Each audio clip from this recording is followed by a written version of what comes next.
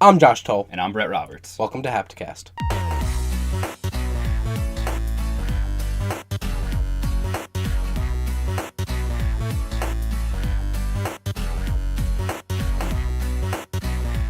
What's up, everybody? Welcome to Hapticast, episode 10. This is Haptic Intel's podcast where we talk about video games and other things that tickle our taints. That's a good like one. that, the grundle, It's a good the one. fleshy frumbridge, the gooch, if you will. The gooch. It's a good one. Yeah, it is a good one. Thank you guys so much for tuning in. We'd also like to say thank you for watching every week, coming to us. We appreciate you. Seriously, sincerely, we appreciate the support, especially from the Persona community and people interacting with us. We really, really, truly appreciate that, and we like that. So make sure, if you like what you see, you share it like other people have, and you comment, you like, and you subscribe. Okay? And make sure you send us nudes, okay? And pictures of your puppies. Okay? All right. So, I'd like to actually, I forgot to put this on the slate of things to talk about, but before we talk about games that we're playing, which is how we start every podcast, I'd like to start on a kind of a serious note. Ooh. Okay? As much as we shit on Ubisoft, and That's often. Often, very often, Yeah. and as much as we have turned Yves Guillemot into a meme here, listen, Yves Guillemot is a hardworking man. Him and his brothers did a lot to bring Ubisoft to what it is today. It's in the top 5 game developers that it is. I think I know where you're going with this. Yeah. So I heard this on another podcast that I listened to, P.S. I Love You. Yes. XOXO, over at Kinda Funny. Check them out. We like them. Good podcast. Yeah. And they were talking about it, and I kind of just wanted to give our 2 cents real quick. So basically, I forget the guy's name, but Ubisoft is a publicly traded company started by the Guillemot brothers. Yes. Yves Guillemot is pretty much the head guy. And since they're publicly owned and publicly traded, they have stockholders. For those of you that don't know what that means, basically, anyone can buy into the company. They can buy a certain share of the company, and the larger the share, the larger pull you have over the market and that particular company. So somebody bought, I think it was like, was it 15, 25%, something, like a very large chunk of Ubisoft. Very large. And now they're trying to come in, and there's some kind of litigation or something going on where they're trying to basically kind of take over a little bit and have a really large pool. Yeah, they're like strong-arming that. Yeah. Now, that being said, as much as we shit on Ubisoft, number one, they're changing their tune lately to try to get back to where they were. Because, I mean, you have to put hard work in and do something right to get to as big as they are today. Definitely. You know what I mean? Yeah. So, I just want to say, make sure you give Ubisoft some support where there is. And we don't want, people like that trying to come in and strong-arm companies, because that means jobs are lost. That means, people's way of lives are changed. The games that are being made are changed. Somebody's going to come in and basically take everything and be like, no. So my thoughts go out to them. Yeah, definitely. And I also want to say that if you think Ubisoft is bad now, imagine how they would be if they were taken over by another company against their will. Yeah. How bad they would be. So keep in mind that although you may think they're bad now, it might get a lot worse. So support them. Yeah. So look it up. I just wanted to bring that up. I thought it was important. Very important. Yeah. So we'll see where it goes. But anyway, let's begin, as we always do, by talking about the games that we're playing. Brett, I'll go first. Okay. You scared me there. You thought I was going to say, Yeah. Let's see. I platinumed Hitman Go. Very good. Without a guide. All hail to me. Yes. Oh, listen, that took me forever. I don't have the patience Sweating. to sit there and play it that long like you I did. I meant to bring it. I had a freaking notepad, right? I wrote down, like you said, because you said that you could look up, cheat code inputs. So I wrote that down. I'd have to, do trial and error and be like, okay, so I gotta go left, down, this way. Pages of notes for those things. Hours and hours. But it was worth it. I felt accomplished after that. It's good stuff. That being said, fuck that. Just look up a guide. All right? Good game though, right? It is good. I like it. It's a nice game. I'd like to play that the Lara Croft Lara Croft Go. Go. Because I'm assuming it's probably the same thing or similar, isn't it? Yeah, now listen, another thing about that, it makes me want to play Lara Croft Go, but it also kind of makes me want to play the new Hitman game that's coming out. And I know that, I know that we've been shitting on it on the podcast, but I don't want to pay for, I don't want to buy the whole thing, but I would like to try it. Well, you don't have to buy the whole thing, Brett. No. You don't have to buy the whole thing. But You know why? Because there's a season, right? And you could just buy the first 3 levels for $20. Coming out pretty soon. Check it out. Yeah, listen, I'm not going to do that, but I'm saying, it brought me back into the Hitman, the feeling of Hitman. I have the Hitman collection on PS3. Yeah, but you haven't really played them, right? I played Blood Money as a kid. Blood Money's good. See, what happened, this is my experience with Hitman. I went to my cousin's house. She was way older than me. I was a kid. And the cousin had a boyfriend, and all he did was sit on the PlayStation 2 and play like Hitman, and he would be like killing people and dragging them and like taking their clothes off and stuff, and I was like, whoa. So that's my experience with Hitman. I played a little bit of Blood Money, and that's it. Blood Money's good. Absolution was pretty good. Yeah. It's not critically. I enjoyed it. I don't know. That was for the 360. I played it. So. Oh, that's yeah. I know which one you're talking about. It didn't do very well in reviews, I don't think. But, yeah. But you know, it was fun. I thought it was fun. There's a Loch Ness Monster Easter egg in it, which is pretty cool. I did hear about that. Yeah. You shoot like a certain thing in your house, and then all of a sudden you look out the window and there's a fucking Loch Ness Monster. Sweet. Yeah. Let me see what else. I beat Bastion. Oh yeah. Beat Bastion. That was good. Listen to that story. Listen, the guy who narrates it, beautiful voice. And I looked him up, and he doesn't do anything but Bastion and Transistor. So like all of it's Supergiant, right? Mm-hmm. All of Supergiant's games, that's all he does. He's good. Mm-hmm. He's excellent, and that game is excellent. Highly recommend it. He should do more. It's a good game. He should do more voice acting. It gets 2 slicks out of 10, if you will. That's good because the slick ratings reverse. Now that's what I'm making it. Oh, okay. So 1 slick is the best. 10 slicks. That doesn't make any sense. That didn't happen. No, I don't understand. That's no good. Don't listen to that. It's 8 slicks out of 10. All right. Okay. Whatever you say.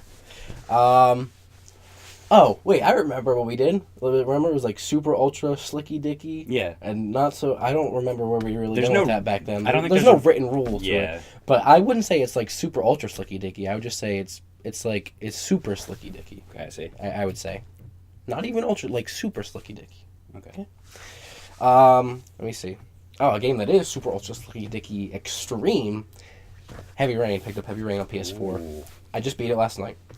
I have 4 more trophies to go to the platinum. They are the 4 hardest trophies. One of them, I'm pretty sure that you have to hit, like, for those of you that don't know what Heavy Rain is, it is a interactive drama, kind of like Until Dawn, with QTEs, but also, like, to move characters, like, you do, like, certain prompts and stuff like that. But you can, like, walk around and stuff like that. Yeah.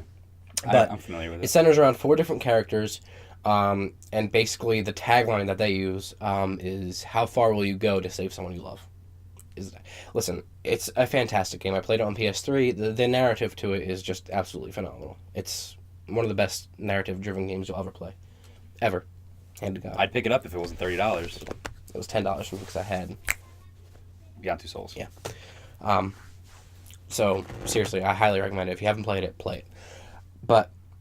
So the 1 trophy, I'm pretty sure you have to hit the prompts in a certain order, because I played the level like a million fucking times, and I did every single prompt, and I was like, the only other possible thing is that I have to hit them in a certain order to pop a trophy, gotcha. I think. So I'll probably have to look that up, because I'm not sitting there doing trial and error. I'm sorry. Yeah. The 1 is to see every ending. So it's like Until Dawn. Yeah, but here's the thing. I thought there was like, there's 4 characters. I figured there's probably like 4 different endings, right? Mm-hmm. I just looked up how many endings in Until Dawn. There's 7, dude! And I was like, there's probably so many fucking shitty fucking things that I have to do throughout the whole game, so I'm going to play it probably a few more times. Is there like a chapter select where you can... There is, but the thing is, and this is where the game gets you, it's where it slicks you, if you will, you can play a level and have the option to not save your progress from that level. You know what I mean? So nothing's going to be affected. So if you want to go back and just play a level to like try to pop a trophy, you can definitely do that, which I did quite a few times. But... if you want that level saved, and it's somewhere in the middle of the game, or there's a level after it, right? If you already played, you have to replay those levels for things to, like, if you play a level in the middle of the game and save that, the rest of the levels basically become, and you have to replay them, because things build off of each other in the game. Gotcha. So, like, cut you off. Yeah. And then there's 2 other ones. What were they? I forget what they were. I looked at my when I played on PS3, I looked at the trophies there, which helped me out throughout the game, but there's 2 that I didn't have that I got on PS3, which I remember being a pain in the ass, because I played through that game like 4 or 5 times on PS3. Yeah, it was a while ago. I barely got any trophies, though, that's the thing. That was years ago. Yeah. So, we'll see. I'm going to platinum it. There's only like 0.1% right now. Gotcha. So, I want to, but it's going to be tough. I think you can do it. If you got Hitman Go, which was kind of tough, it was just time consuming, I think you can get the Heavy Rain. Yeah. It's just going to be time consuming. Yeah. That's it for me. All right. I haven't been playing much. I've been playing Rocket League, and I've been playing Smite, and... Founders Pack on Smite, pick it up. I'm not going to get it yet, but I will get it. I promise you. I did. And I placed my order on my PC. It should be coming tomorrow. He's joining the master race, everybody. So I'll be able to play some PC games. And fun fact, my PC was actually named as one of the Oculus compatible right out of the box computers. It's good. It's pretty cool. Pick up an Oculus? No. $600, 600 schmecks? No. But yeah, I mean, I haven't really been playing much. I play a little bit more Taco Master on my Vita, and played a little bit more Hitman Go. And besides that, I've been really busy with school, so that's it. I kind of had a nice little break this week. Yeah, you did. I got to play a lot of games, which was nice. I also got sick and found out that I'm allergic to cats. So if I sound like a shill, that's why. A shill. I got my nozzle spray over there. Listen, if you sound like a shill, it has nothing to do with the cats. It's just me? Yeah. All right. Okay, so yes, we have a Vita here. If you don't have a Vita, go purchase a Vita. Please. I don't care if it's legacy console. Vitas are good. Vitas are nice. We like Vitas. Vitas. Okay? Alright. Alright. Moving into our first topic. Alright. Alan Wake's return trademark is not for a game. So, explain that. let me explain that. Because I just kind of said that. It sounds weird. Alan Wake's return was trademarked a few weeks ago by Remedy. Mm-hmm. And people were like, oh, this is the next Alan Wake game. Oh, boy. What's an Alan Wake, Josh? An Alan Wake is a human being... Alan Wake was a game on Xbox 360. It is my third favorite game of all time, which follows the story of a writer who goes to this town with his wife, and shit goes down. Darkness happens, and it's another extremely narrative-driven game. This is what... I wish you would have went second for the games we've been playing, because you could have segued so well from Heavy Rain to Alan Wake, because they're both extremely well-made narrative games. Yeah. Alan Wake, my biggest gripe with Alan Wake was the gameplay is slightly repetitive. But you know what? I don't give a shit because it is written impeccably. Okay? Sam Lake over at Remedy. Okay? And for those that don't know, and I don't know either, I'm going to ask you right now. Remedy makes, they're making Quantum Break. Yeah. And is he working on that as well?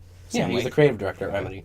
Remedy is a large, small studio, if that makes sense. Yeah. They have a decent amount of people working there, but Sam Lake is, more so, he's kind of like the Hideo Kojima of Remedy. Like, his vision is what they do. I gotcha. Because he's an excellent writer, and he's a extremely brilliant young man. No, he's not too young, but he's young enough. Yeah, it makes sense. And I like him a lot. And I've followed him for a while. But anyway, he came out and said that he clarified that the trademark is for an in-game live-action video series starring Sam Lake, which is the creative director. So I guess it's in Quantum Break. Quantum Break. Quantum Dream is the people that make Heavy Rain. Yes. Yeah. But, I mean, listen, just because he said this doesn't necessarily null the fact that they're not doing Alan Wake, because in an interview about Quantum Break, he said that they're highly considering moving into doing that game. Like, that's a series that he wants to return to. It is his love child. It is his baby. It's what got Remedy into the mainstream. Yeah, another thing to mention is Alan Wake had a couple of DLC packs, and at the end of one of the DLCs, Alan Wake, the writer, the character in the game, slaps down a script, and it's called Alan Wake's Return, right? So that's where it comes from, really. Yeah. Lake said that there's no real news about anything future Alan Wake related. He's bullshitting because he said in an interview about Quantum Break that they are considering doing Alan Wake. He's like, it is his love child. Like, he loves Alan Wake. Like, he sucks it off more than I do. Mm-hmm. Okay? He also said, quote, "We are exploring possibilities and concepting different things, but lots needs to click into place for anything to happen. We will be the first to talk about it when there is something definite to talk about," end quote. Okay, so what I'm getting out of this is then, basically, they filed a trademark for Alan Wake's Return. People are like, oh my god, Alan Wake, the end of the second DLC, it says Alan Wake's Return. Obviously, there's a new game coming out. But now what he's saying is, Sam Lake, he's saying Quantum Break is coming out, which is another game made by him and their team. And there is a TV show tie-in to Quantum Break. Right. Because it's live action. Yeah, Alan Wake had its own live action mini webisode series alongside with the game, which was very good. It was very well done. So, and that's kind of seems what Sam Lake's vision is. Like, he likes doing live action things along with games, because that's what Quantum Break has been since the beginning. Yeah. I mean, it's changed because Microsoft cocked them, but yeah. So basically, what I heard was there's TVs in the background of the live action, and you can see Alan Wake's Return playing on it. Mm-hmm. really, is what it is. Yeah. So we'll see.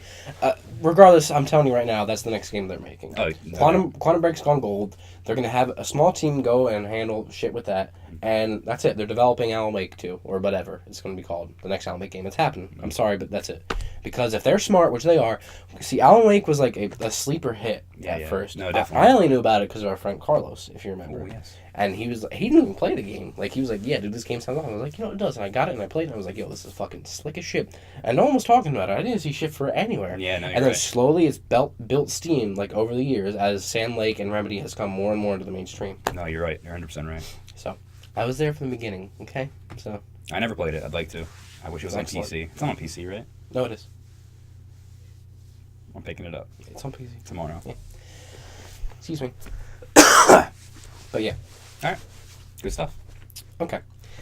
Phil Spencer signals Xbox One hardware upgrades. Okay? During his Xbox Spring Showcase event keynote, Microsoft's head of Xbox, Phil Spencer, talked about future of hardware innovation for the console, similar to the ways PCs evolve. Okay? So in a speech to reporters, he said that the Xbox One could see a future in which it is upgraded rather than replaced by new consoles. Spencer was talking about how Microsoft was sought to align its Windows 10 and Xbox One development activities under the internal Universal Windows platform, while offering backwards compatibility for many Xbox 360 games now playable on Xbox One. All right, let's talk about this a little bit before we move on to the rest of that happen. I think this is an excellent idea. Me too. I think making a console future-proof is amazing. Me too.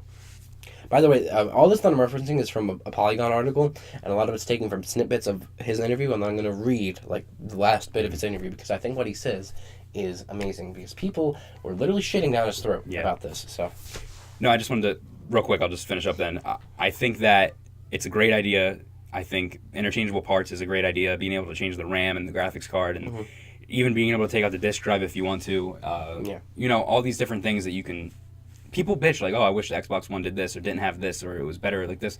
I understand that people that own an Xbox One now will be a little pissed off like, oh, well, you're making a new Xbox that can do all this, mine can't do that, blah, blah, blah. Listen, this is a great opportunity for people that don't have an Xbox One. If they make an Xbox One that has interchangeable parts, this is a perfect way. Like, this would make me want to buy one. However, I do want to say, they also spoke about how they're porting a lot of their Xbox One games to PC now. Right. Which I'm going to get into. Okay. Well, I'll wait then. Okay. You do that. Yeah.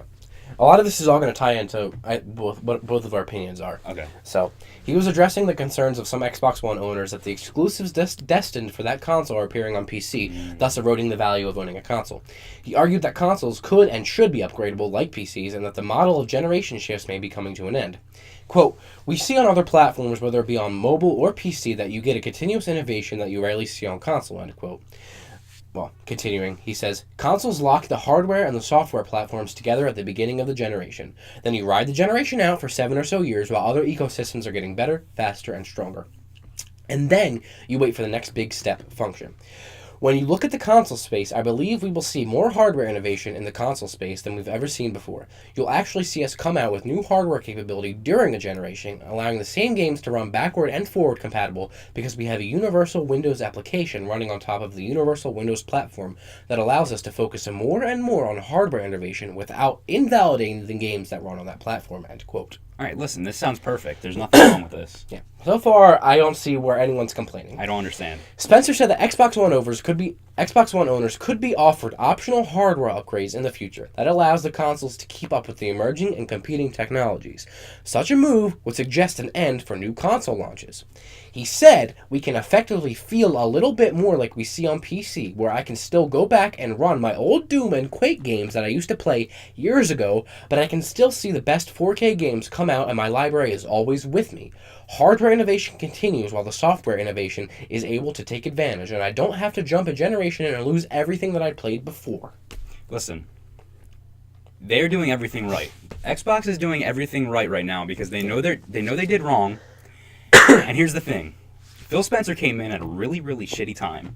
And he's doing the best of what he can. He was like, oh, hey, look at this steaming pile of shit left by Don fucking Kotrick, dude. And he was like, you know what? I'm going to shovel it up. I'm going to fucking plant some roses and some daisies, and here you go. Listen, he's doing a great job. I love this guy. He's amazing. And this idea is great because they know that if they try to launch another console in 7 years after this loss, it'd be tough for them to, it'd be tough for them. Absolutely.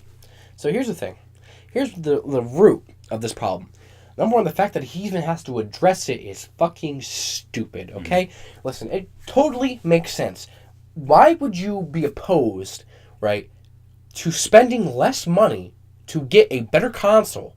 Instead of having to go out and shill another $400 or $500 for a console, you can shill maybe $50 to $200 for a part to upgrade it for a few years. Well, yeah, but how about the fact that there's even more than that. You can play your old games and you don't have to lose any of your games. Like, listen, backwards compatibility is a big deal to a lot of people. Yeah. They want to play their games they spend so much money on. Right. I have a pile of PS3 games here that I want to play on my PS4, but I can't. And I'm like, well, do I want to play these on my PS3? And I'm like, do I feel like turning it on? Do I feel like booting up my PS3? Do I feel like plugging it in, making sure everything's working, updates? You know what I mean? I want convenient.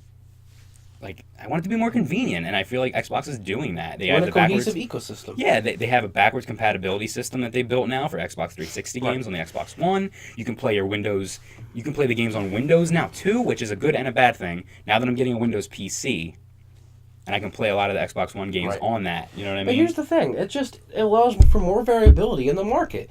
Like, listen, the problem is that Xbox people and console people are getting pissed off that their games are going onto PC and that they're afraid that they're going to have to upgrade their console and they're not getting a new console or whatever. And PC people are upset because, oh, you have the fucking console space coming into our fucking master race space and your fucking peasantry better not touch me.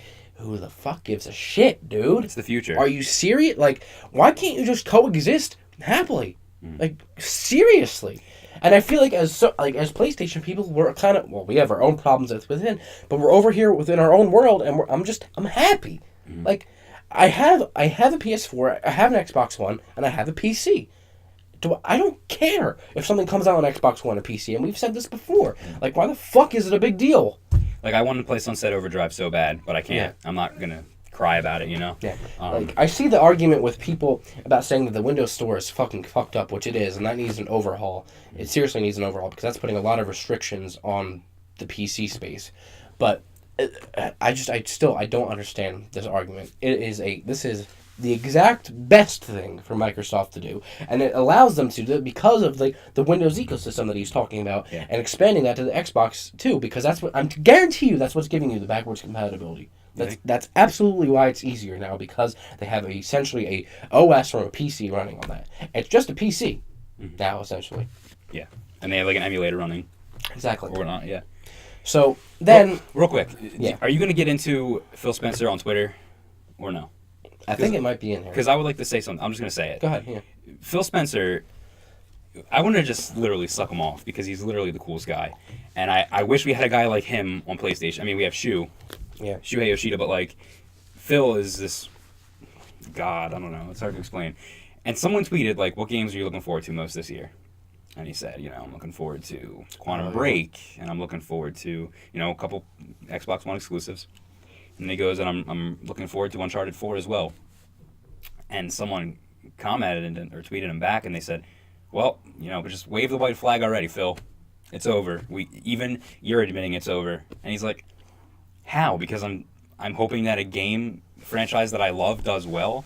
And he basically said, fanboys are stupid, console war is stupid, and if a company makes a good game, why shouldn't you praise them for it, regardless of who you are, who you work for? Saying Naughty Dog makes a quality product. And we're Sony, as you can see by this PlayStation Vita here, we're Sony advocators. We love the PlayStation line. I mean, I used to be an Xbox 360 gamer myself, but I moved over.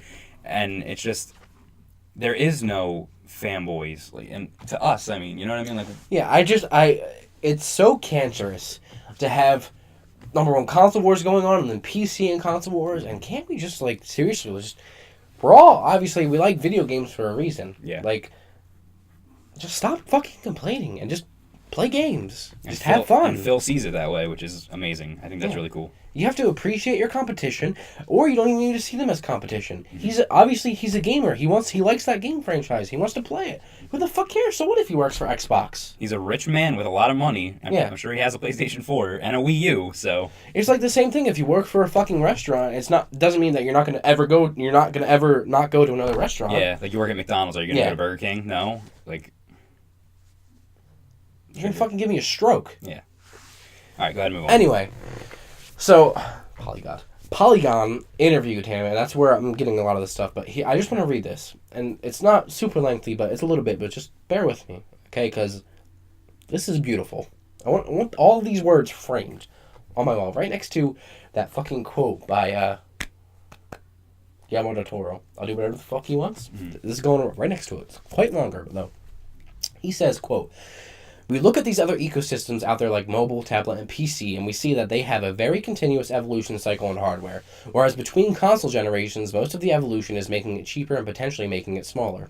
Both are meaningful, but don't make the games play any better. If you look at PC specifically and see the evolution that happens there, there's no reason why consoles can't ride that same curve. Very true. I look at the ecosystem that a console sits in, and I think that it should have the capability of more iteration on hardware capability. Sony is doing this with the VR, and adding VR capabilities mid-cycle to the PlayStation 4, and they are doing that by adding another box. I don't mean that as a negative, but it's not changing what the core console is about. For consoles in general, it's more important now than it's ever been because you have so many of these other platforms that are around. It used to be that when you bought your console, you were way ahead of the price performance curve by so much relative to a PC. But now PCs are inexpensive and your phones are getting more and more capable.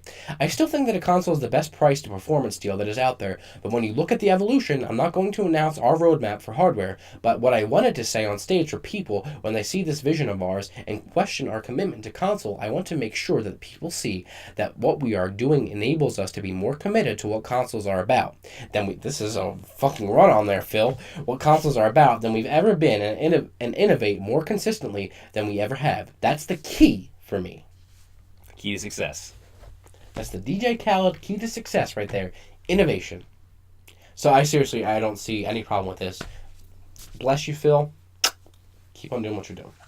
I agree. That's that. I don't have anything else to say. I think that's it. Yeah. You wrapped it up pretty well. I'm telling you right now, if you're on the opposite side of that fence where you're mad about any of this, well, you're not a human being. Okay? All right. Moving on, an article I found on This Gen Gaming. Okay? This kind of ties in to the last topic. Okay? Rampant speculation over the future of Xbox brand has ensued ever since the announcement of Quantum Break going to PC. It's very true. While there have been hints that Microsoft wanted to bring console and PC gaming into one ecosystem for a few years now, the past few weeks have really cemented this vision that Microsoft has with the company, revealing a plethora of games and featuring set to hit Windows 10 and Xbox One. In their spring press showcase, which is what Phil was talking about, Microsoft revealed further games coming to Windows 10, such as Forza Motorsport 6, Apex, and also shared some hints about the direction they're taking in console gaming. So why I bring up this article is because of these few things that they bring up about how much money companies could save, right, doing this. You have to think about how much research and development goes into consoles, right? New OS, new controllers, new hardware designs, different hardware supplements for it, dev kits, dev cycles, getting developers to fucking make games for it. There's so much money. Advertising. Exclusive deals. I mean, Jesus fucking Christ, imagine the amount of money that goes into that. Seriously. Excuse me for using Laura's name in vain if there's any fucking shills out there. But, listen. The plug-and-play affordability of consoles with upgrades makes it easy like PC. Maybe even easier. Yeah, because listen, you have a PC, you shill out however much in the beginning, okay? But you can always upgrade it forever. Yeah. Forever. Now, some parts are more expensive than others, and you have to put out more money for certain things. But once you have that core PC, it's not like you have to like go buy a whole new, you know what I mean? Like, you can just keep upgrading it if you want to. Yeah, another thing is, like, these guys are good at making weird tech things seem like basic bitch things, if you know what I mean. So, for example, PCs, they're a little daunting when you open it up and you look inside and you see all these chips and wires and plugs. You understand what I'm saying? Now, Xbox and Microsoft, they could totally make it so they make a new console. You could take the top off and everything is like, not color-coded, but basically they can make it so it's so much easier for a person like...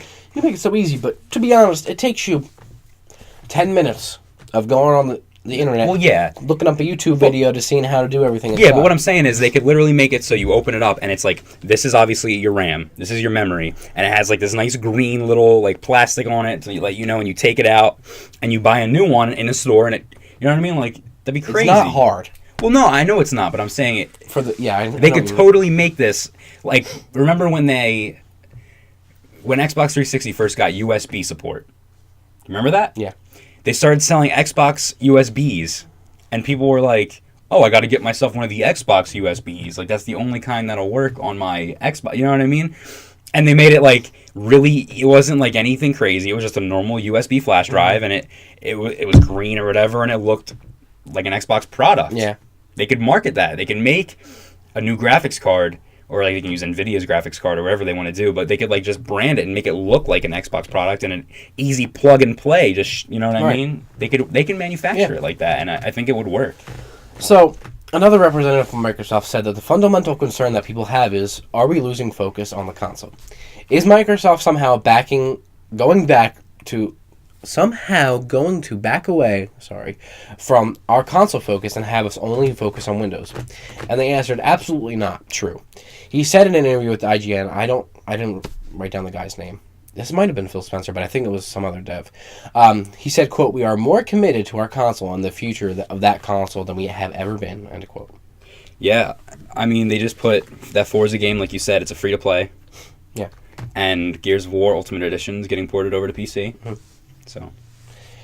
Listen, I just thought those all tied in together, and listen. Relax. I agree.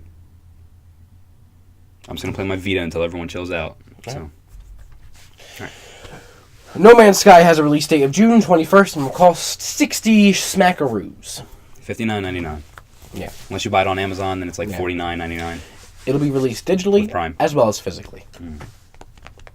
Let's talk about let's talk about the release date first. Let's break it up. Let's unpack it. Let's unbox it. Let's talk about it piece by piece, Josh. No Man's Sky in general. What do you think? That's what I think. I think that the games are really ambitious, and I think that they have a lot on their plate, and I don't know if they're going to be able to make everything work the way that they say that they will. I wish there was multiplayer co-op where I could play with my friends, and the graphics are awesome, and it looks good. That is my thoughts on that. Listen, it isn't a very highly ambitious game. Being made by a very small team. Yeah, absolutely. And Sean Murray, I'll marry you any day you want. Sean Murray's a cute little bae, all right? Yeah. But the more I see, the less I'm sold. Honestly, like, I think the game's going to be fine, and I think it's ambitious. I'm going to wait till it comes out. Mm-hmm. And reviews? We'll see. Well, yeah, I'd like to play it myself to see, but I think it's going to be fine, but I have worries about it. So I'm just going to keep my full-hearted opinion to myself, but know that when I say it, I'm thinking about it now, if I'm right, and I'll let you know. Okay. We'll talk about it. All right, let's unpack the next topic, the next part then, rather, the release date. Didn't we just do that? No, I mean, let's talk about the release date specifically. What do you think? Whatever. You don't care that's coming out in June? No. I think June's a good time. It's fine. Like, this game was supposed to be a launch title with PS4. Well, no. Wasn't it? No. No, it wasn't. I thought it was. They showed it off at E3 after PS4 was already out. Right. Regardless, it's supposed to come out a while ago. That's fine. They need more time. They're a small team, obviously. June's fine. It's a summer release. It'll be probably one of the biggest sellers in the summer game. You know what I mean? They have Uncharted right before that, and then... So, it's fine. I think June's a good release. It makes me question the PSVR compatibility we speculated on before in the past. I don't know when exactly that's going to come, but we were thinking more along the lines of fall for PSVR. Yeah. So if this is a PSVR launch title, which it kind of looks like it might be, PSVR might be coming out a lot sooner than we anticipated. And last but not least, let's talk about the price. Go ahead. You want to hold it? You don't want to talk about it? I'm sure if the game's $60, I think it's worth $60. It's interesting. I didn't think you would say that. I'm gonna hold my tongue because I don't want to get shit on. I think the game's a good price. I think it's too much for what it. Listen, I think that the game needs a beta. It's not going to get one. Or a demo. It's not going to get one. It needs it. Because think about Destiny. Think about how much playtime we got from Destiny before we got it, and it made us want it. You know what I mean? And it builds hype. I think that No Man's Sky is the perfect game. It needs a beta. It needs a demo. It needs an alpha. It needs something. I don't think we're going to get it. They're probably going to be working on this game. I could even see it being delayed again, to be honest. Well, pre-order. I guess.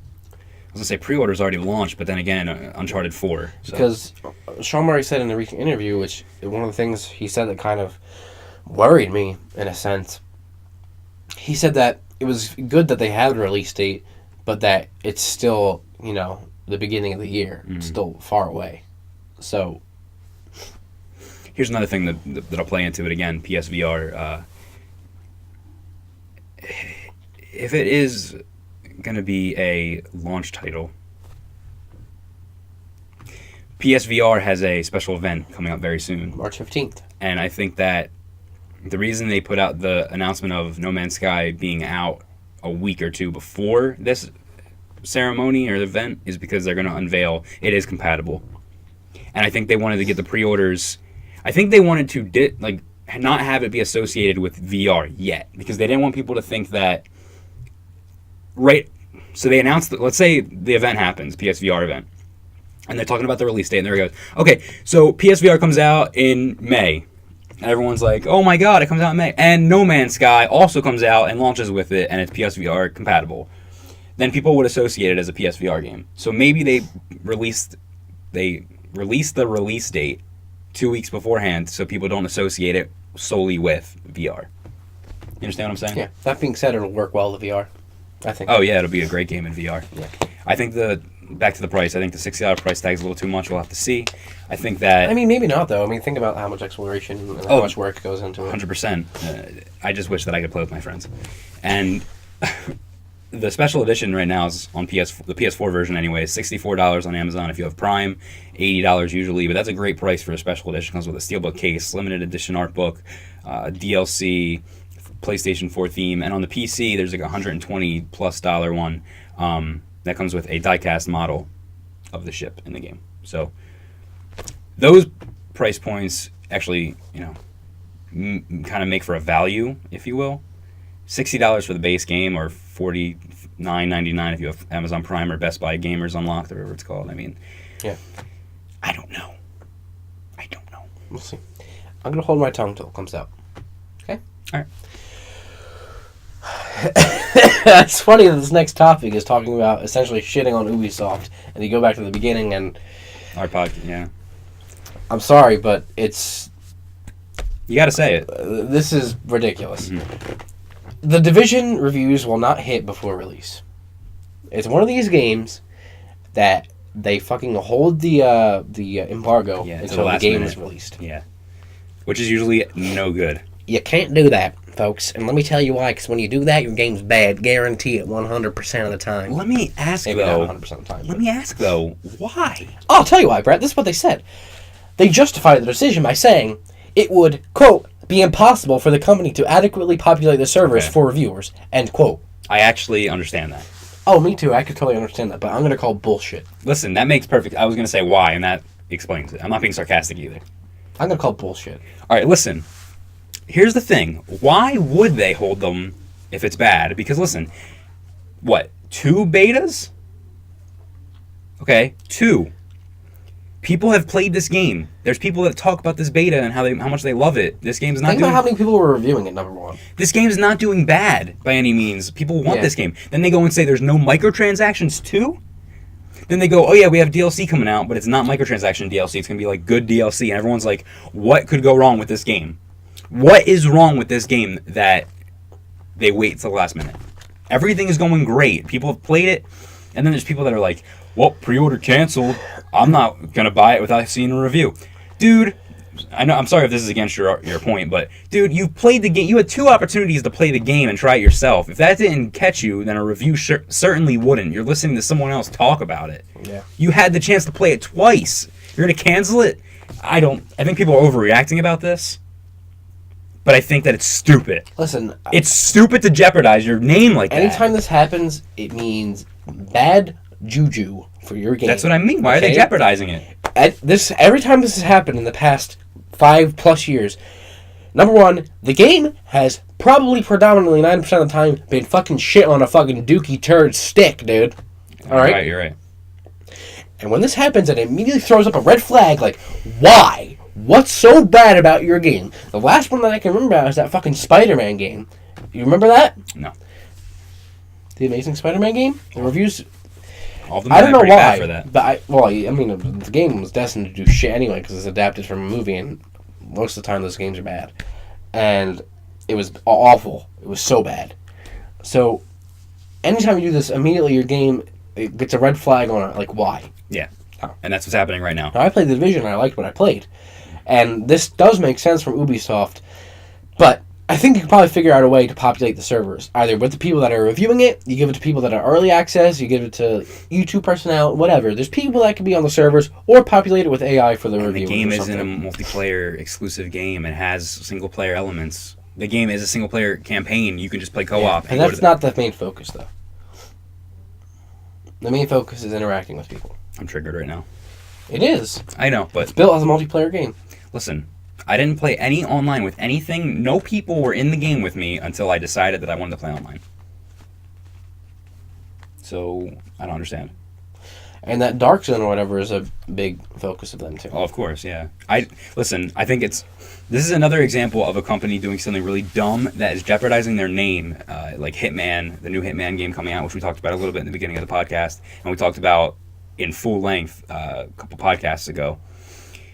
It's like, why would you jeopardize the name? Like, what are you doing? Yeah. If your game is good, let people... I'm done. I'm triggered right now. I'm sorry. Listen, companies, at this point, you know what works and you know what doesn't with gamers. Like, and this is one thing that is a big no-no. No, dude. Can't do it. I'm sorry. No matter what the excuse is, you can't do it.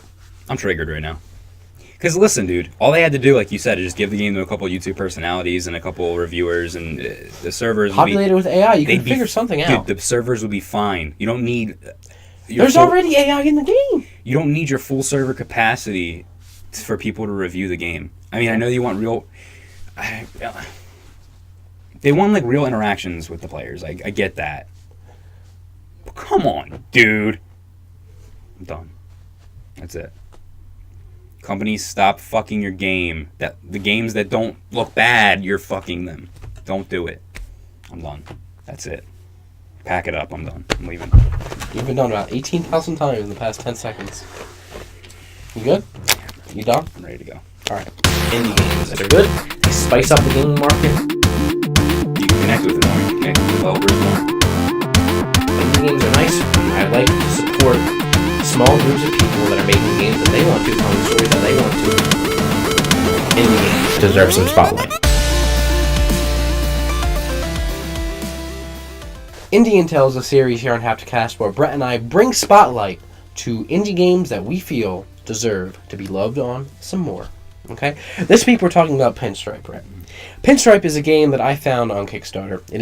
I'm going to read the description of the game. Please do. Pinstripe is a 2D adventure game about an ex-minister named Teddy who must explore hell in search of his daughter, Bo, who has been kidnapped by a strange entity claiming to be God.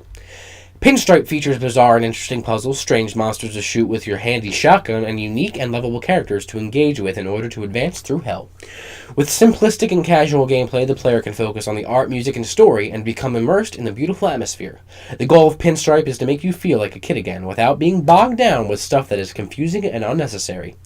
This is achieved by picking up the controller, running around and exploring the strange world, hanging out with funny characters, and occasionally shooting your shotgun to complete puzzles. For Pinstripe, simple gameplay makes exploring hell super fun. I think this game sounds great. I like it. Number one, the art style is Yeah. the first thing that pops up. I was going to say the concept alone sounds good, but the art style is what makes it a game. Yeah, Like, it makes it good. like you said before, like we started this, it kind of looks like Ori and the Blind Forest a little bit, kind of like Tim Burton-esque a little bit. You throw in a little bit of fucking Limbo in there a little bit. I said the art style kind of reminds me of the vampires from Adventure Time a little bit, like Yeah, Marceline the yeah, vampire. you're right. So So it's being made by one guy named Thomas. I don't know his last name off the top of my Everything. head. But go to Kickstarter and check it out. He's making the music. He's making the levels. He's doing the art. He has voice actors now because they hit a certain tier. So he's got voice actors for the game. Go on there, support him. The next goal is 90,000. At the time of this video, I think they're at 87,000. I believe I have their Kickstarter up. I just wanted to read some of the tiers. early on, it's like you get a copy of the game, you get a key for the game, or whatever. Yeah. But it's coming out for PC, Mac, and Linux. You can get producer credits the further and further you go up. You can get, like, super producer and master, like, there's a lot of stuff on there. But go on there, check out the art, look at the trailer. It looks fucking slick. They have different tiers on there. And, yeah, right now it is at $87,000, almost at $88,000.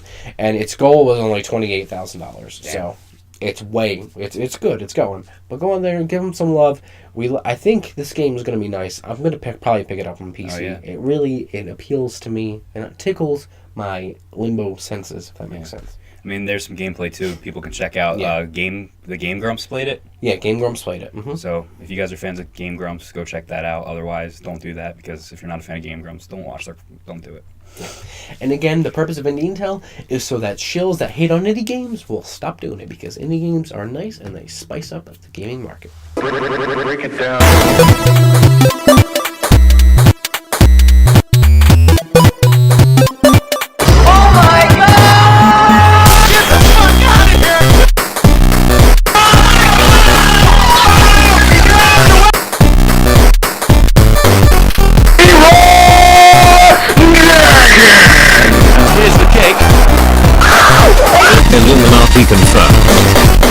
Moving on to a new segment we're going to do here on Hapticast called GG No Re. Okay? That's it. What this is it's going to be right before Unpopular Opinion every week. And we're going to come at you with games that we've picked up, played maybe once or twice, and then we're like, you know what? We're not going to play anymore. This comes to us by suggestion of somebody that watches us, Mr. Tyler Kelch. Yep. Thank you. He's helped us quite a few times with some audio-video recording, and he is a good friend of ours. So thank you, Tyler. Thanks. Go ahead. All right, GG No Re.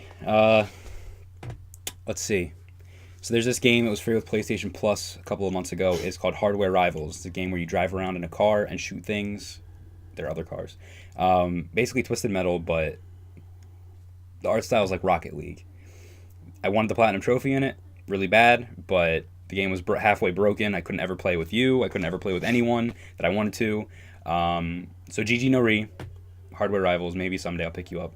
Actually, no, because it's No Re. So no, I will never pick you up. All right. For me, one that I actually played more recently, and I'd like to, but not going to happen, because I'm going to GG No Re, Shadow Warrior. GG No Re. Don't do that. Listen, I picked up that game. That game was fucking slick. It was awesome. I had a good time with that game. I played it for a few days, and I was like, this game is fucking slick. I like this. And then, you know what? I was like, you know what? It's kind of repetitive a little bit. It's still good, but I'm like, you know what? I'm good. I'm not going to play it. Put it down, GG No Re. Let's talk about that a little bit more, because I agree with you that it's too long. That game is way too long. The remake of Shadow Warrior, it's a fucking slick game. The graphics are slick, not like good, but they're like unique. Yeah. You know, the gameplay is fun. But it's too repetitive for how long it is. That game is long as fuck. I've played so many hours of that game. Yeah, and it's kind of the same thing over and over again. Yeah, I've played so many hours of that game, and I feel like I'm still like I should be done it by now. You know what I mean? That's why I haven't played. I haven't beaten it. I haven't played it. I'm not gonna GG No Re it, but GG No Re. No.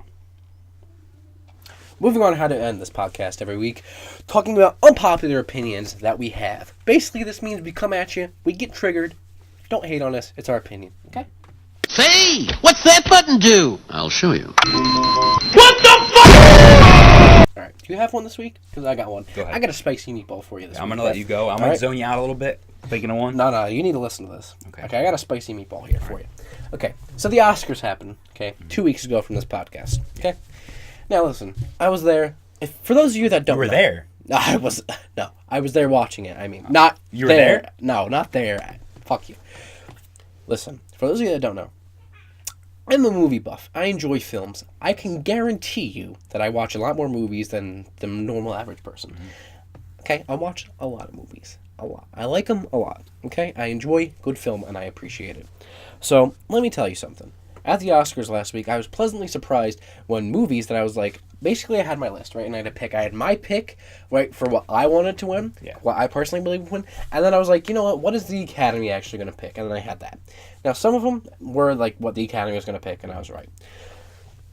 And then Mad Max started winning all these fucking Oscars, dude. And I was like, that's fucking slick, dude. Like, thank God. Because Mad Max was my pick for a lot of them. And I was like, that's fucking awesome that they recognized this movie. Because Mad Max was fantastic. It was the best critically reviewed movie of 2015, by the way. Okay? Has the highest Metacritic score for 2015 for a film. Okay. Okay. But, so we're getting there, we're going on, and then we get to Best Picture, okay? And my top 3 picks were The Revenant, which I thought was a shoo-in to win, Mad Max, or The Big Short, okay? What about The Room, or Room? Not for Best Picture. Okay. Room was really good, and I enjoyed that. And Brie Larson did a fantastic job. She won for that, though, yeah, right? Mm-hmm. So did Jacob Tremblay. But The Revenant, Leo finally won an Oscar. I'm sorry, I love you, Leo, but this was not his best role. So this is literally a makeup Oscar. This is makeup sex by the Academy to Leo for not giving the Oscar. Because you know what? Eddie Redmayne deserved the Oscar this year for The Danish Girl. Okay? That's what it is. If you haven't watched it, check it out. It's about transgender, and back in the 1800s, it's good. Eddie Redmayne did a fantastic job in there. Awesome. So we get there, and I was like, one of those 3 are definitely going to win. And then Morgan Freeman, right? He goes, and he said the Oscar goes to, and he was like, Spotlight. He did. And I was like, are you fucking kidding me, dude? And Eddie Redmayne rolled up with a suitcase full of monsters and opened it up, and dragons came out. Right? When he announced that, I went fucking berserk, dude. I was like, you're literally... That should not have happened. That movie was not the best movie. Now, let me tell you something about Spotlight. Okay? Listen, Spotlight was an important film. Okay? It shed light on something that was serious. It's like Indie Intel. Yeah, essentially. Yeah.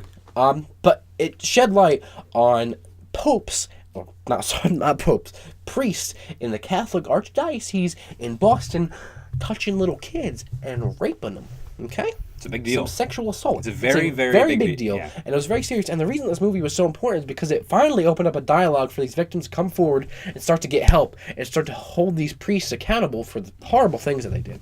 And listen, it's a solid film. It's by no means a bad movie. By no stretch of the imagination. No, is it a good movie? No. It's a decent film. Like, it's a solid flick, all right? It's a solid flick.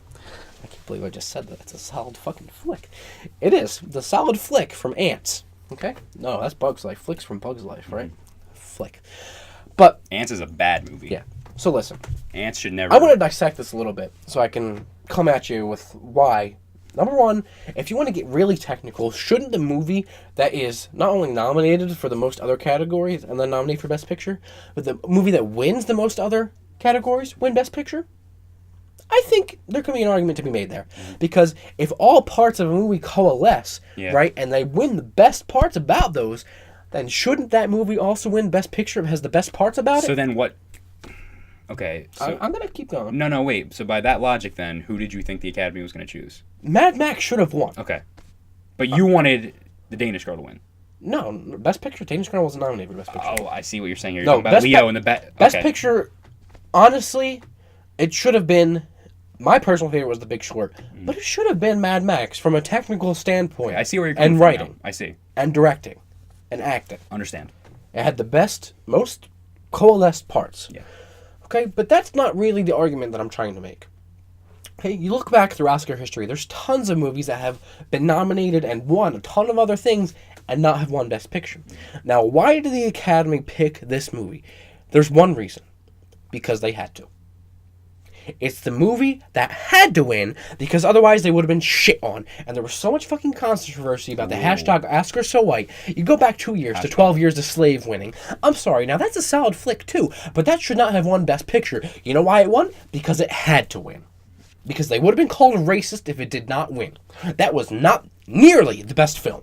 Just like this year with Spotlight. Not nearly the best film, but it won because it had to win because of the subject matter and how important the movie was. Now, the Oscars isn't about the most important movie. It's about the best movie. Wow, Josh, you're really passionate about this. It's about the best movie, and that was not the best film, period. Now, the fucking Academy needs some fucking... I can't even think of the word. I'm so triggered right now. It needs to be reformed. Not only just on the issue of racial inequality and racial, injustice and not equal representation, but how they vote. Number one, to be in the Academy, you need to be nominated by someone in the Academy, or less likely to be recognized for your contribution to film, which doesn't really happen all the time. Now, the way the Academy is broken up, right, is that there's people that represent, it's made up of about mostly actors, has some directors in there, and people from out, the other different departments of things. But there's almost a union for every department that you can probably think of in a movie. Lighting, sound, sound mixing, there's literally a fucking union for all of them. So I think you should probably pick people from those unions because they would know best for each category, in my personal opinion. Now, they fucking pick these old people, which, by the way, 90-something% of the Academy, I think that it's 93% of the Academy is white. 70% are male. Cis scum. 50-something% are over the age of 60. You don't know what's happening, old-timers. I'm sorry. Listen, I appreciate what you've did for movies, but you don't know what's going on anymore. It's fucking moving forward, and you can't keep up. So that's a problem, and you want to get back into the fucking race. Yeah. That's a big fucking problem. All right? Listen, this goes for a lot of... What you just said goes for a lot of things. Politics, religion. Yeah. You know, It's so fucking corrupt. It's fucking ridiculous. Old people need to just... Sorry to say it, but old people just need to die and let... I'm not... Serious? No, I agree with you. Like, you don't... Like, that movie should not have won. It did not deserve to win. It just did not. We're just being held... Well, I guess the movies are being held back by it. You know what I mean? Like... It's a shame. It's a shame, and these people need to die. Yeah. Or they need to get taken off because they're young or they're old and they need to be replaced by more young, even 50, 40, 30-year-olds. Yeah. You know what I mean? Like... And well, there's one last little sprinkle I'm going to throw in here. Every year, I sit down, right? Yeah. And I power through all those Oscar movies. Not just the ones that are nominated for Best Picture, but all the ones that get a Best Actress or Best Supporting Actress or Best Actor or Best Supporting Actor nominee. Now, I don't always watch all the documentaries and everything. I watch a few. I watch the best reviewed ones, generally. Like Son of Saul this year, which was a foreign film. That movie is fucking slick, and I highly suggest watching it. Okay? But let me tell you, if I can sit down with my schedule, okay, and watch every single one of those movies, okay, then you and the Academy can fucking watch those movies too, okay, since it's your job, alright? But they don't. I read an interview. Can you stop? Yeah, go ahead. I read an interview. I hate you so much. I really, really dislike you strongly. I'm doing it now. I read an interview with somebody. It was done with... What the fuck was it? The Hollywood Reporter. Okay? Of somebody who's in the Academy's voting body. Who is a nice, good member of the Academy because they actually do their job. And they said that they're fucking triggered, I'm paraphrasing, fucking triggered that people in the Academy don't watch all the movies. They don't do their job. Literally, he quoted one person in the Academy that said, "Everyone else likes Frozen. It must be good. I'm just going to vote for Frozen."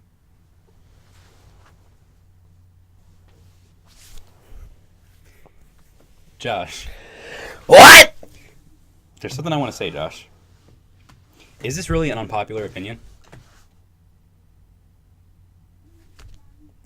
I don't think a lot of people are talking about how... Nobody wants to talk about how, ooh, Spotlight shouldn't have won. Ooh, 12 Years a Slave would have won. Ooh, it's too risque.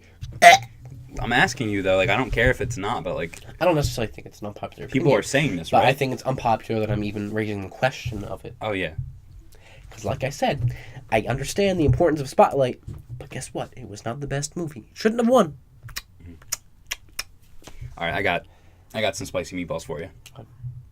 It's kind of like yours, where it's like, I think that a lot of people would agree with me. It's not really unpopular, but at the same time, it's like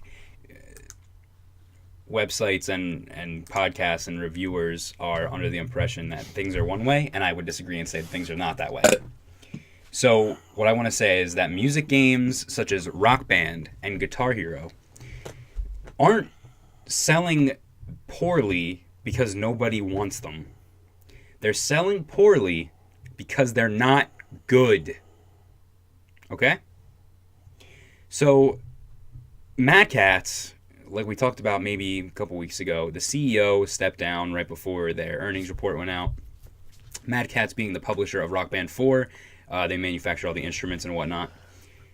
So, listen. Rock Band 4 should have been a better game. The built-in library of songs could have been way better. The way they handled DLC and transferring of DLC was abysmal, it was poor, and they needed to do a better job. Okay? They let you do it from the Xbox 360 to the Xbox One. They let you do it from the PS3 to PS4. They needed to do cross-platform. That's one. Understand? They did cross-gen. They need to do cross-plat. Okay? Then they made it so half of the songs weren't even transferable. So let's say you had Rock Band 1 songs that you exported from Rock Band 1, which cost $20 when it first came out, by the way. You wouldn't be able to get it right away. Rock Band 2's export, couldn't get it right away. Rock Band 3's export, couldn't get it right away. Lego Rock Band and the AC/DC Rock Band games are still trying to get ported over to Rock Band 4. That includes Ray Parker Jr.'s Ghostbusters theme song, Lego Rock Band. So think about all the broken hearts. Bought Rock Band 4, can't even play Bustin' Makes Me Feel Good. Bustin'. How does that happen? You know what I mean? You have one job. They're still making weekly DLC, but they can't port successfully the songs people already bought and spent money on? It's ridiculous. Listen, can I chime in here real quick? As long as it's not about Guitar Hero, yeah. It's not. Go ahead. I see where you're coming from. Mm-hmm. Okay. Well, I have more. I'm Okay. not done yet. But Rock Band, I think, vehemently failed because it was the same fucking game as the last one. That's my next point. Rock Band 4 didn't do enough to change the game from Rock Band 3, which is safe. They basically were saying we're going to make a new platform. Maybe they're not a platform. They were basically saying we're making a new game for the next gen, and we're not going to change too much about it because you guys loved, Rock Band 3 and 2 and 1. We don't want to change the formula too much. But here's where you messed up, Harmonix and Mad Cats. You took things away in the process. You can't play online with your friends? There's no practice mode? What? Oh yeah, but we added a super hard mode in an update where the track isn't there anymore. And you just have to know what to do. It's performance mode, but it's super fast. And no! They don't want that. They want online play. They want all their songs to be transferred. They want practice mode. Okay? If you're going to make it the same, don't take things away. Leave it. Or give it more features. That's Rock Band 4. Okay? And it's fucking expensive. You want it on Xbox 360? You want to use your old instruments? You got to buy an adapter.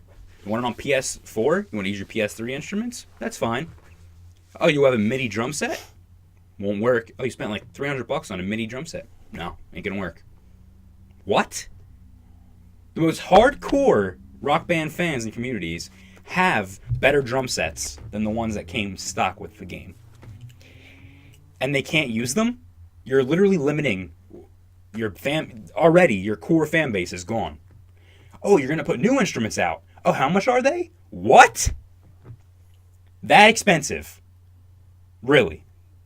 And they don't even work. There's lag. Really? You could do it right 2, 3, 4, 5 years ago. You can't do it now? What? On these consoles? Let's get into Guitar Hero now.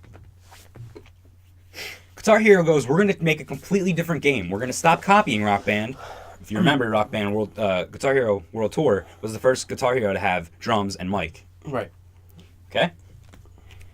Listen, dude. They finally went back to the guitar method. Good job. That's what we wanted. Just the guitar. Your Guitar Hero, not Rock Band, okay? Here's the problem. You only put 40 songs in the base game. Guitar Hero Live is cool. The live concept of you being first person, they made it live action. It's cool, okay? But you only put 40 songs in, dude? I finished it in like 3 play sessions. Okay? Then they're like, oh, well, it's okay. We have Guitar Hero TV mode. Oh, what's that? It's basically MTV. You can watch the music videos, Old MTV, anyway, not the fucking new reality show MTV. The music videos play, and you don't choose anything. They just play. They choose what plays, and you just play them. And you play the songs. The notes come up, and you play them. Okay? And you compete against everyone else. Cool concept. Really awesome. I love it. Every time I play I have it. I have Guitar Hero Live sitting right there. When I play it, I play Guitar Hero TV because the live songs not only are they not that good, there's not enough of them. Okay? The best songs are on Guitar Hero TV mode. How could they fuck this up, Josh? Oh, we're going to make it so you have to use microtransaction credits in order to play the songs when you want. So when you want to play a song, you have to go and you have to use real money or your coins that you earn by playing songs to buy plays that let you play any song on there, but you only get like a certain. So, for example, I have 1,000 coins. I'll buy 4 plays with that. This is way off. This isn't really what it's like. You get 4 plays. That means you could play 4 songs of your choice from the list of songs on demand. What? Why? They should have gone with the DLC route. Let me pay for the songs I want to play. Don't let me pay for the ones I don't want to play. Don't let me have access to them. But make the Guitar Hero TV streaming thing free. You can play that, as many times as you want, whatever. And then if you want to buy a song to play it as many times as you want, you can just buy it. A one-time fee, 99 cents. You sold me. That's all I wanted. Because now I have this worry, well, what if you guys lose the rights to the song? Then the game no longer has this song that I like. If it was like Rock Band, I could buy the song and be on my console forever, and if they took it off the servers, I'd still have it.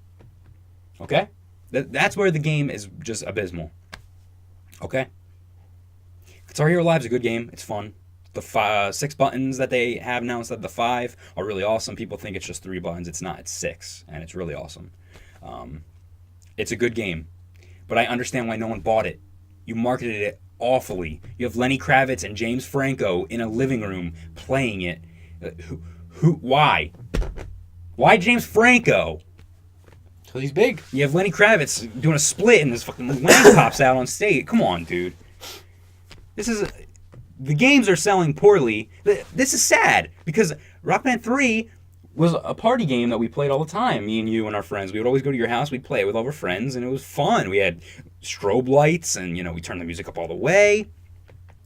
But why would I buy Rock Band 4 or Guitar Hero Live? I did buy Guitar Hero Live, but why would I buy Rock Band 4 and pay all that money for less content, less songs that I already owned, mind you, a worse on-disc library, when I can just play the old version and pull out my Xbox 360 and have access to all of that, and customs because I hacked my console, or I hacked the game, I got one opinion to throw in here. Please do, and then I have one more thing I have to say. They didn't have a long development cycle. Okay? I think they thought, you know what? It's been a while since we've put out these rhythm games. I bet you we can make a quick buck off of it. And they're like, yeah. You're absolutely right. Let's fucking chill it out real quick. Here you go. Yeah, I think it was bad? I think you're right for Rock Band. I don't think Guitar Hero. I think Guitar Hero's been in development for a long time. I think Rock Band's the one, It's different issues with both games. Yeah, and I think that, to be fair, I think that Guitar Hero Live is actually the better game out of Guitar Hero Live and Rock Band 4, which is why I bought it. It costs less. You know what I mean? It has more content. It has more innovations. Only thing is you don't have your library from your older games, but it has a fucking huge library. You just can't play the songs when you want to play them. Here's the thing. This is the only redeeming quality. Rock Band 4 just got a new Kickstarter, if you will, on fig.com. The website that... What's that game called? Psychonauts 2 is being put up on. So you can go and donate. You can put money on there. It's for Rock Band 4 PC. And it's bringing back Rock Band Network, which is also a really cool feature that the Xbox 360 and PS3 games had, where anyone could go on their computer, develop a song for Rock Band, submit it, and make money off of it, and Rock Band would put it up there. Those songs that were on Rock Band Network aren't transferable to Rock Band 4. So some of my favorite songs that were more indie, if you will, that aren't sold by Harmonix on their store, they're sold through Rock Band Network, I wouldn't even be able to transfer over anyway to Rock Band 4.